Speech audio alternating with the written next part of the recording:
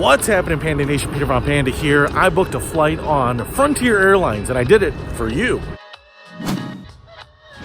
All right, so I'm actually at O'Hare International Airport here in Chicago, and I actually have never flown Frontier Airlines. It's actually been on my list of things that I wanted to do here because I just like checking out other airlines that, I've never flown on before, and it's pretty discount. And from what I've been reading online, there's a lot of things to like about it, and there's a lot of complaints about it too. So I wanted to see for myself what it's like. Now I want to tell you here, as I'm walking up to the bus to go to the terminal, is that I actually didn't book the cheapest seat. I booked the slight upgrade to, I'm not sure what they call it, but it's more of an extended legroom upgrade.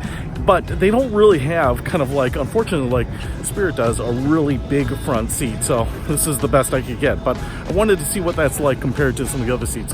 So let's get in the airport, get on the flight, and find out. The airport tram is down, so you got to take a bus.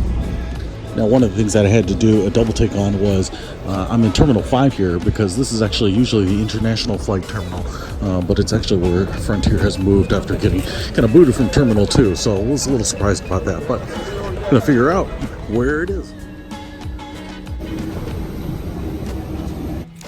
Now in this aircraft, the first 3 rows are the extended legroom seats, and they're leather seats, and they're 3 across just like every other row, but they have 5 to 7 inches of additional legroom. Now these seats also had like a diamond quilted stitching on the seats, which I'm not sure why they did that other than to make them look a little bit more luxurious. Now I actually got the second row because I don't like sitting in the first row against the bulkhead because I can't put a bag underneath the seat in front of me and have access to it in the flight. However, if you look underneath the seat, for whatever reason, there's a bar that runs along the seats right in the middle of the seats, as opposed to the bar that really sits at the front edge of the seats. So I couldn't really put my backpack underneath the seat.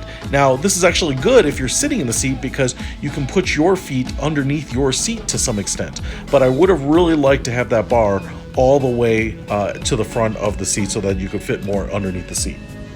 I also want to mention that these are the only seats on the airplane that recline.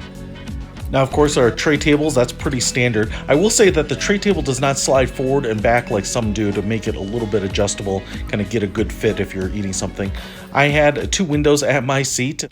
Now, in order to be space efficient, the seats are kind of like this curved molded plastic with a leather wrapped around it and some padding, but they aren't very comfortable, including the back and the bottom portion. Because there isn't a lot of padding, they just really feel like leather wrapped around plastic. Hawaiian Airlines had similar seats, but for whatever reason, theirs seem to be a little more comfortable. Now, it also has the smallest armrests I've ever seen, and again, I think this is to get more seats and be more space efficient, but whether it was the armrest between the seats or the ones on the end, they were just these really small armrests. I could barely put my arm on it. Now, if you're not going to put something underneath the seat in front of you, I think the legroom is actually just fine, and in fact, the extra legroom might actually be a little overkill.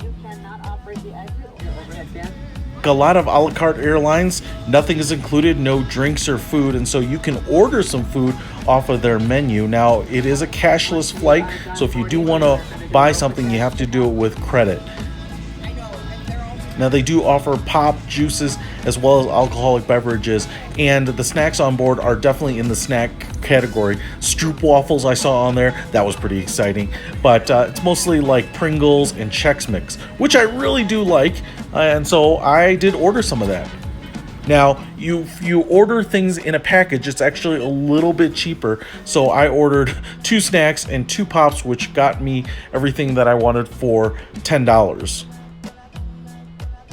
Now, the flight overall was just fine, and it was a pretty inexpensive flight. I do want to make the comparison to Spirit Airlines, which I've actually raved about just because you kind of know what you get, and they have a lot of options when you're doing a la carte. And I will say the upgrade to the big front seat, which gives you a first class-like seat with only 2 across, is a really nice upgrade, a really nice option to have on Spirit Airlines. The extra legroom here doesn't give you any extra shoulder room, and you still feel quite a bit crowded on this flight, and there's nothing you can really do about that. This is the best upgrade you can get on Frontier. So it was all right, and it was a fairly decent experience. I probably would not fly Frontier as my first choice, but if you're looking for an economy flight, it might fit the bill. Peter Von Panda, out.